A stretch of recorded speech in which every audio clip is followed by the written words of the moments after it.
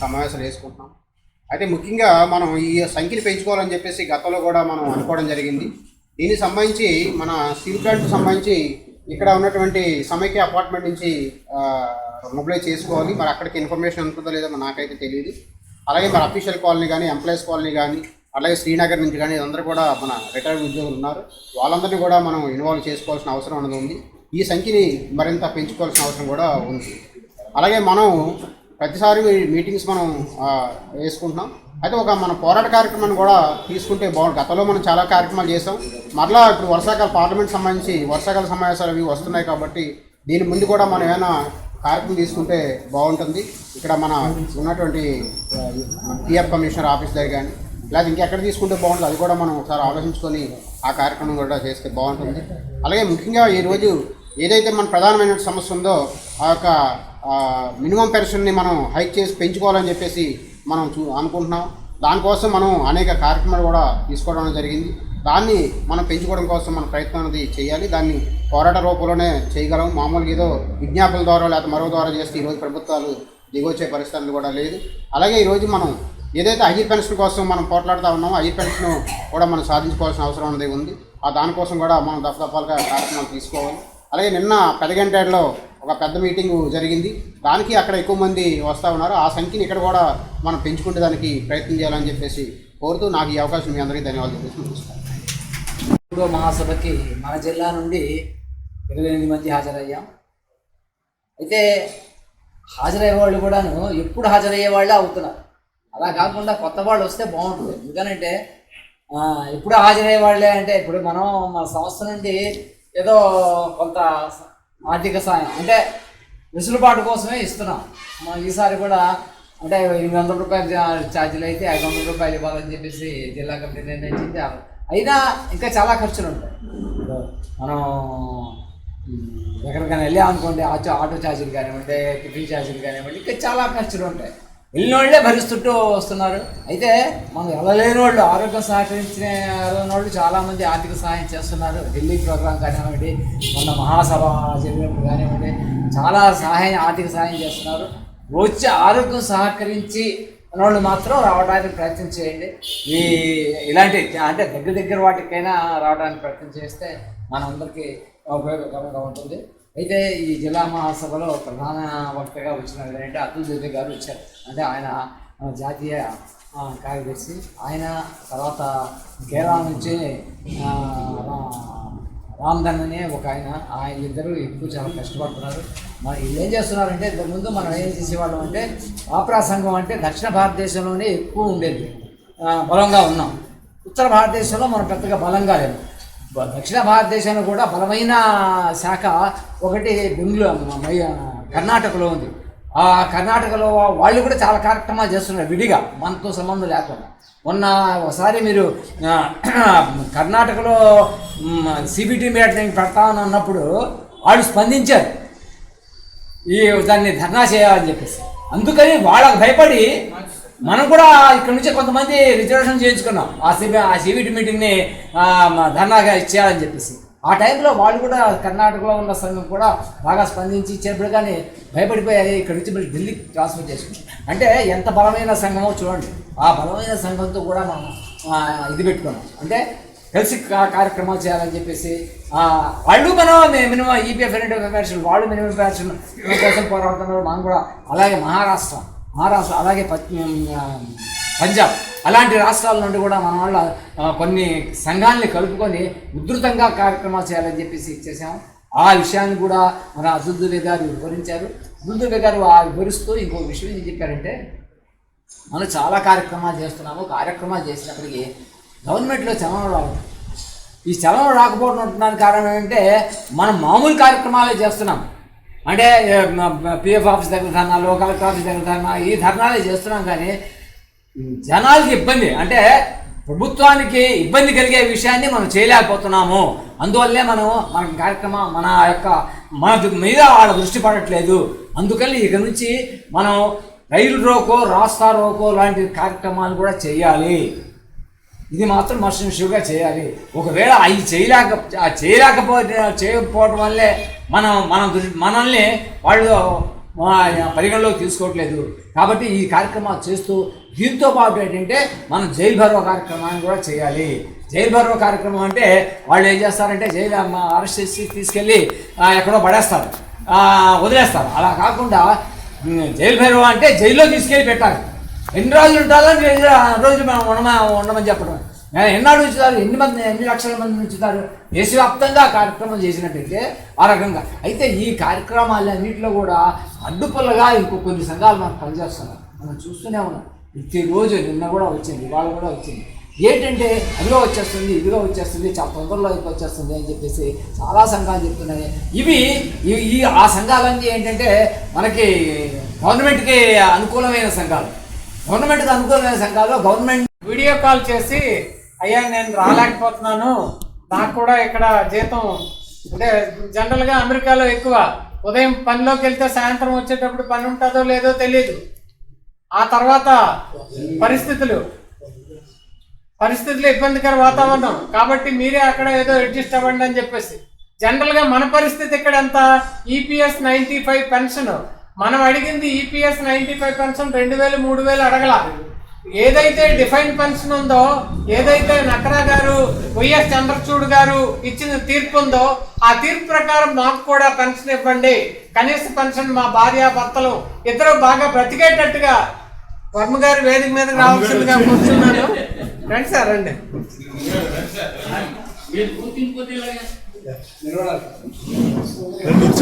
ఇంకో కుర్చీ తెస్తాను.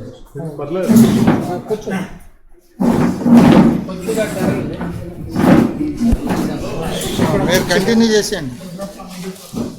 ఆ నేపథ్యంలోనే జనరల్గా నక్రా గారు అలాగే చంద్రచూడ్ గారు సుప్రీంకోర్టు తీర్పు దీన్ని బేస్ చేసుకొని గౌరవప్రదంగా మనకు పెన్షన్ ఇస్తారని చెప్పేసి అనుకున్నాం. కానీ ఎవరైతే ఈపీఎస్ 95 పెన్షన్ ఆ కమిటీ ఉందో ఆ కమిటీని సంగమా గారిని తీసి వేరే అతన్ని పెట్టారు. ఆయన సుప్రీంకోర్టులో తన వాదనను వినిపిస్తూ మేము అడిగిందల్లా ఇచ్చేస్తామని చెప్పేసి అనుకుంటే వాళ్ళు సుప్రీంకోర్టు ఏం చేశారంటే మనం అంటే స్టీల్ ప్లాంట్ కూడా అడిగింది, మేము మేనేజ్మెంట్ ప్లస్ యూనియన్స్ అన్ని కలిపి మాకు ఆప్షన్ ఇవ్వండి, చేరాలా చేరకూడదా అని చెప్పేసి. అంటే ఆప్షన్ ఇస్తే ఇందులో ఎవరు ఉండరని సుప్రీంకోర్టు తీర్పు ఇచ్చింది. అంటే అర్థం అప్పుడే ఇది ఒత్తి డొల్లా అంటే పెన్షన్ స్కీమ్ అని చెప్పేసి అప్పుడే అర్థమైంది. కానీ మ్యాండేటరీ ఇంప్లిమెంట్ చేస్తారు, బలవంతాన్ని ఇంప్లిమెంట్ చేస్తారు.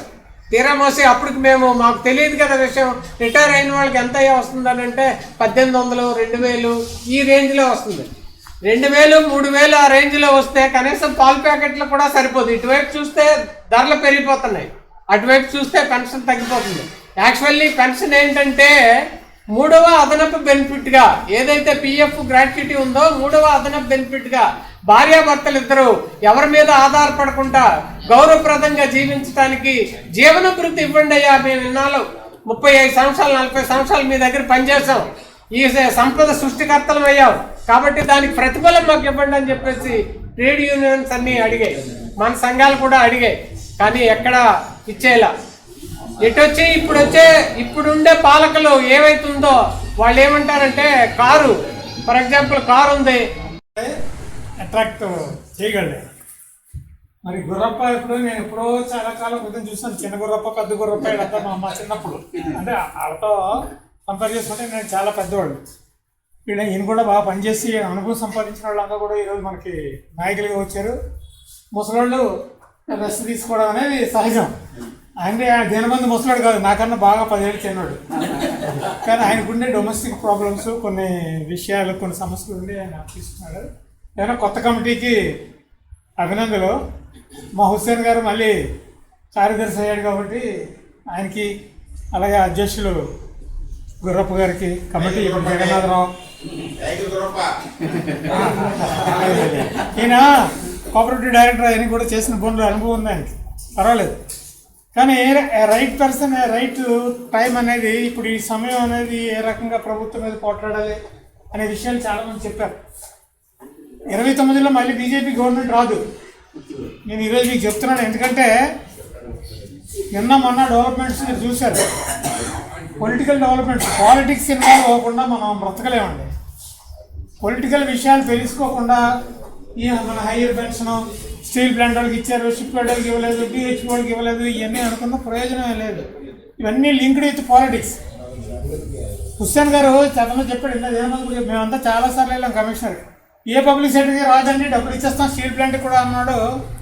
ఈ విషయాలన్నీ కూడా మనం అక్కడ మాట్లాడాడు ఆయన, రాష్ట్ర మహాసభలో హుస్సేన్ మాట్లాడేది విన్నాను. మళ్ళీ మీకు రిపీట్ చేయను. ఎలా వచ్చింది? అక్కడ ఒక ఆయన ఎవరో కోటీశ్వరరావు ఎవరో ఒక ఆయన అందుకుంటున్నాడు హైయర్ పెన్షన్, ఆయన బేస్ చేసుకున్నారో ఏదో వచ్చింది, సంతోషం. మనకేంటి ఎవరు 2014 ముందు 1/9/2014 ముందు వాళ్ళు పబ్లిక్ సెక్టర్లో ఎంప్లాయీస్ కాదా? వీళ్ళు జింక్ ప్లాంట్ మూసేశారు, వాళ్ళు పబ్లిక్ సెక్టర్ ఎంప్లాయ్ కాదా? బిహెచ్పిఎల్ టేక్ ఓవర్ చేసింది, అది బిహెచ్పి పబ్లిక్ సెక్టర్ కాదా? షిప్ యార్డ్ ఎప్పుడో 1942లో స్టార్ట్ అయిన షిప్ యార్డ్ పబ్లిక్ సెక్టర్ కాదా? ఇది 2019-2014 ముందు ఎవరికి ఇది వర్తించదండి, దాని తర్వాత వాళ్ళకే వర్తిస్తుందని చెప్పి ఎగ్జిక్యూటివ్ చెప్పాడు. ఇది దుర్మార్గం. రోజు జడ్జిమెంట్లు, హైకోర్టులో, సుప్రీంకోర్టులో పిటిషన్లు ఇవన్నీ మన ఆప్రా డిస్ట్రిక్ట్ కమిటీ వచ్చేస్తుంది, టౌన్ కమిటీ వచ్చేస్తుంది, ఎన్నింటిలో ఇవన్నీ వస్తుంటాయి, నేను చూస్తున్నారు లేదు. కానీ అల్టిమేట్ రిజల్ట్ ఏంటి అనేది పాలకులుగా ఎవరైతే ఉన్నారో వాళ్ళు ఈ దేశంలో పారిశ్రామికంగా దేశ అభివృద్ధిలో కీలక పాత్ర వహించిన పబ్లిక్ సెక్టర్ ఎంప్లాయీస్కి ఈ పెన్షన్ వర్తించాలి అని చెప్పి ప్రభుత్వంలో చిన్న చలనమైనా ఉంటే పరిష్కారం అవుతుంది. కానీ ఈరోజు ఆ చలనం లేదు. నరేంద్ర మోడీకి ఆ చలనం లేదు. అంటే ఆయన పర్సనాలిటీస్ మనకి వెళ్ళలేదు. భార్య బిడ్డలో ఉంటే మనకి అందరికీ బిడ్డలు, భార్యలు పోయిన వాళ్ళు ఉన్నారు, భార్యలు ఉన్నవాళ్ళు ఉన్నారు, బిడ్డలు ఉన్నారు, వాళ్ళ కష్టసుఖాలు ఇవన్నీ తెలుస్తాయి. ఆయనకి ఏం తెలుస్తాయి? ఆయన ఆర్ఎస్ఎస్ కార్యకర్త, గుడి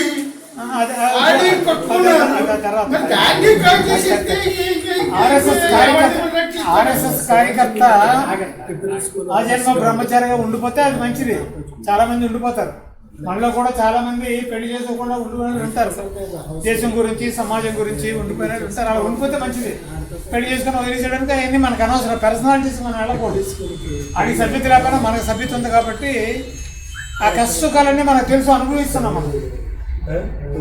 ఇందాక ఆయన చెప్పాడు థర్డ్ రిటైర్మెంట్ బెనిఫిట్ అని. ఫస్ట్ రిటైర్మెంట్ ఏంటి? మన శాలరీలో కోసిన పిఎఫ్. రెండోది ఏంటంటే మనం సర్వీస్ చేసిన తర్వాత అది గ్రాడ్యుటీ. థర్డ్ ఏంటంటే శాశ్వత జీవితం.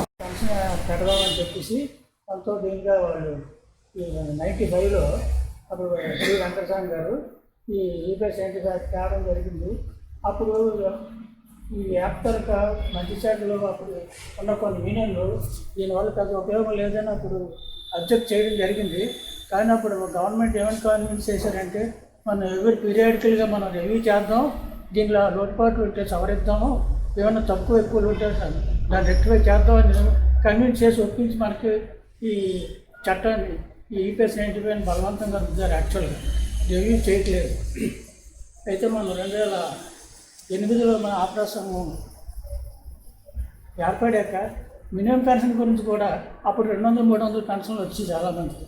అప్పుడు మనం మినిమం పెన్షన్ పెంచాలి, రివ్యూలో చేయట్లేదని మనం ఆందోళన చేస్తే ఈ సంఘాల తరఫున అప్పుడు 2014 ఎలక్షన్లు వస్తున్నాయి కాబట్టి ఎలక్షన్ ముందు ప్రొసీజర్ కమిటీ మినిమం పెన్షన్ 3000 చేయండి అని వాళ్ళు రికమెండ్ చేసినప్పటికీ కూడా అప్పుడు ఏంటంటే యూనియన్ గవర్నమెంట్ యూపీఏ ఎలక్షన్ వస్తున్నాయి కాబట్టి 1000 చేసింది. 3000 రికమెండ్ చేసినప్పటికీ 1000 చేసింది. ఆ 1000 కూడా చాలామందికి వచ్చి వీళ్ళు ఈపీఎఫ్ ఇంటిమేషన్ ఇంప్లిమెంటేషన్ వీళ్ళు కొన్ని మతలబు చేసి ఫుల్ సర్వీస్ చేయని వీఆర్ఎస్ వాళ్ళకి అప్లై చేస్తారు. అవి కూడా చాలామంది రావట్లేదు. చెప్పడం జనాలు వచ్చి మాకు ఫోన్ చేసి 7,500 అయిపోయిందట, 9,000 అయిపోయిందట అని సన్నగానే అది ఏం కూడా ఎక్కడేసిన గొంగలు అక్కడే ఉంది. తర్వాత ఇప్పుడు మనం దీనికి పోరాటం చేయాలి. తర్వాత ఈ మన సంఘం అభివృద్ధి చెందాలంటే మెయిన్ సభ్యత్వాలు చేయించాలి. మొన్న ఈ మధ్యన చేయించాను చాలామంది, ఇంకా చాలామంది చేయించలేదు కాబట్టి వాళ్ళందరూ కూడా సభ్యులుగా చేరి దీనికి ఆర్థికంగా మనకి ఇది కావాలి కాబట్టి అందరూ సభ్యులుగా చేరాలి. తర్వాత మరి మన అధ్యక్షులు వారు, ప్రధాన కార్యదర్శి వీళ్ళంతా కూడా వాళ్ళు ఇచ్చిన పోరాటాలకు మనందరూ కూడా సభ్యులందరూ కూడా మద్దతు తెలిపి, ఎందుకంటే ఈ పెన్షన్ వచ్చే వరకు కూడా మన పోరాటం చేయాలి. కానీ గవర్నమెంట్ మాత్రం మోడీ మాత్రం దీనివల్ల ఏమి కూడా స్పందన లేదు. వాళ్ళు దీని గురించి అసలు పట్టించుకోవట్లేదు. దానివల్ల మన ఈ పోరాటానికి మన అందరం మా మద్దతు తెలుపుతామని చెప్తున్నాను. వామపక్ష భాగవతులు వామపక్షాలన్నీ కూడా కేడీయూలన్నీ కూడా తీవ్రంగా ప్రీతిస్తున్నప్పటికీ కూడా మరి మోడీ ప్రభుత్వం అన్నది కనీసం మనకి చూసినటువంటి పరిస్థితి అయితే లేదు. ఇవాళ జనరల్గా ఇవాళ వాళ్ళ పెన్షన్లు కానీ అవన్నీ కానీ మనం చూసినట్లయితే వాళ్ళకి పూర్తి స్థాయిలో 2 లక్షలు 3 లక్షలకి తక్కువ లేకుండా పెన్షన్ ఒక 5 సంవత్సరాలు ఎమ్మెల్సీ కానీ ఎమ్మెల్యే కానీ ఎంపీ కానీ చేస్తే జీవితాంతం పూర్తి పెన్షన్ వాళ్ళకు పొందే పరిస్థితి ఉంది. కానీ 30-40 సంవత్సరాలు కార్మికుడు ప్రభుత్వ సంస్థల్లో సర్వీస్ చేసి వాటి 12 వైదొలిగితే కనీసం వారికి పెన్షన్ లేకుండా నిలువరించడం అనేది సరైనది కాదు. కాబట్టి మోడీ పరిపాలన ఉన్నంత వరకు కూడా ఈ దేశంలో ఉన్నటువంటి కార్పొరేట్లకి వాళ్ళకి ఉడికి చేసేది. ఇందాక మన మిత్రుడు అన్నట్టుగా ఏంటంటే తీవ్రమైనటువంటి పోరాటాలు ఇవాళ మనము భారతదేశంలో రిటైర్ అయినటువంటి ఎంప్లాయీస్ ఎంతమంది ఉన్నారో అంతమంది కూడా ఏ స్టేట్కి ఆ స్టేట్ ఒత్తిడి చేసి పాలకుల మీద ఒత్తిడి తీసుకొస్తేనే తప్ప ఈరోజు పెన్షన్స్ మీద స్పందించే పరిస్థితి అయితే లేదు. మరి ఇవాళ చంద్రబాబు నాయుడు కూడా ఏ విధంగా కూడా ఏ కార్యక్రమాలు కూడా స్పందించే పరిస్థితి అయితే లేదు. చంద్రబాబు నాయుడు ఇవాళ మోడీని పొగుడుతూ ఇవాళ ఇటీవల కాలంలో నార్వే ప్రధానమంత్రి పర్యటించిన తర్వాత అక్కడ నార్వేలో ఒక లేడీ జర్నలిస్టు మోడీని ప్రశ్నించింది, మీ దేశంలో మానవ హక్కులు ఉల్లంఘించబడుతున్నాయి, అవునా కాదా, దీనికి సమాధానం చెప్పండి అంటే దానికి సమాధానం చెప్పకుండా దాటవేసేసి బయటికి వెళ్ళిపోయాడు. ఇదే నరేంద్ర మోడీ. అయితే దీని మీద ఇప్పుడే సమాధానం చెప్పలేదో ఈ వీడియో దీంట్లో పెట్టిన తర్వాత చాలా మన భారతదేశాలకు అంబాసిడర్ ఉంటారు కదా, అక్కడ వాళ్ళు మీటింగ్ కాల్పర్ చేసి ఆవిడ పిలిస్తే దాన్ని లేనిపోయినటువంటి మాట్లాడే పరిస్థితి వచ్చింది. కానీ ఇవాళ భారతదేశం మొత్తం 157వ స్థానంలో ఉంది ప్రపంచ రిపోర్ట్ ప్రకారంగా, హక్కుల ప్రకారం ప్రొడక్ట్ చేసినటువంటిది. అదే నార్వే ప్రథమ స్థానంలో ఉన్నది అని చెప్పి ఆవిడ చాలా వరకు ప్రచారం చేసి పెట్టుకున్నామంటే పోరాట ఫలితమై పోర్టు గోల్డెన్ జూబిలీ హాస్పిటల్లో నిలబెట్టుకున్నా అది మన స్ట్రగుల్ వల్లనే. కాబట్టి వీలున్నంత వరకు మనం ఎక్కువ మందిని శ్రామికుల్ని సమీకరించి ఉద్యమించాలనేది నా పే కమిటీ ఎంపీ ఇవ్వాలి. కొంచెం ఉంటుందా, బెంగాల్లో సగం మీటింగ్ పెట్టాడు, గుజరాత్లో సగం మీటింగ్ పెట్టాడు, అక్కడ సగం పెట్టాడు, ఎంత కాలం చేస్తాడు. నేను డీ ఇవ్వాలి, జ్వరం వచ్చింది కదా, డీ ఇవ్వాలి, 2% ఇవ్వాలి, 3% తనుకుంటున్నారు అందరూ, ఏం చేయాలి తెలియదు. ఈ పరిస్థితుల్లో మోదీ గారు వర్మగా చెప్పినట్టు మోదీ అంత దుర్మార్గుడు దేశంలో ఉన్నాడు ఎక్కడ కూడా. అంత దుర్మార్గుడు అంటే వాళ్ళందరూ కూడా గిఫ్ట్లో పెట్టించుకొని నాటకం ఆడేస్తున్నారు. ఇది అందుకు కూడా మన గెట్టబడి కూడా ఉన్నారు కదా, ఆడికి ఏమైతే ఆడికి మెజార్టీ వచ్చింది కాబట్టి ఆ నాటకం ఆడుతుంది. ఈ పవన్ కానీ దోమ్ అన్నాడు, ఆడు మొన్న దోసిరండి, అని మొన్న దోసి పవన్ కానీ పాపం అన్ని తీసుకుని రాసి అక్కడ దోసారండి. ఇంకేముంది, అంతా ఈ హ్యాండ్లో ఉంది. కాబట్టి ముందుగా ఆ బట్టల కాస్ట్ ఎక్కువ, ఆ పెన్న కాస్ట్ ఎక్కువ, తిండి కాస్ట్ అంటే ఎవరితో తినద్దు అంటాడు, ఎవరితో ఏం చేయొద్దు అంటాడు, ఇది ఇష్టం తిరుగుతాడు. పెట్రోల్ పెరుగుతుంది, డీజిల్ పెరుగుతుంది, ఎంత చేసినా తినటం లేదు. వాడు చేస్తాం క్రూడ్ దాని దగ్గర నేను చేస్తాను, నిన్నే చేయమని చెప్పాడు, తగ్గిస్తామని మాట్లాడుతున్నాం అన్నమాట. ఇవన్నీ కూడా మోదీ గారు చేసిన తప్పుడు పనులన్నీ కూడా రేపు రాబోయే కాలంలో ప్రజలకు బుద్ధి చెప్తారు, గ్యారంటీ, దాంట్లో డౌట్ లేదు. ఇంకా ఎందుకంటే అన్నీ తెలిసిపోతాను, ప్రతి ఒక్కటి ఇప్పుడు వాట్సాప్లో వచ్చిన మరీ తెలిసిపోతాను అందరికి. అంచేత మనం అందరూ కూడా ఐక్యతగా పోరాడి నేను సాధించింది డెఫినెట్గా వస్తాడు. డెఫినెట్గా డౌట్ లేదు దీంట్లో మాత్రం. మనం తక్కువ అడుగుతున్నాను, 9,000 అడుగుతున్నాను. సరే పెద్ద ఏముందండి అది ఇవ్వడానికి. 9,000 ఫ్యామిలీకి హాస్పిటల్లో మనం అక్కడ కోటించమలేదు మనం. అంచేత మనం అందరూ కూడా ఐక్యతగా పోరాడి ఐక్యత గుండు చేస్తే మాత్రం డిఫరెంట్గా సాధిస్తామని చెప్పేసి నాకు అర్థం.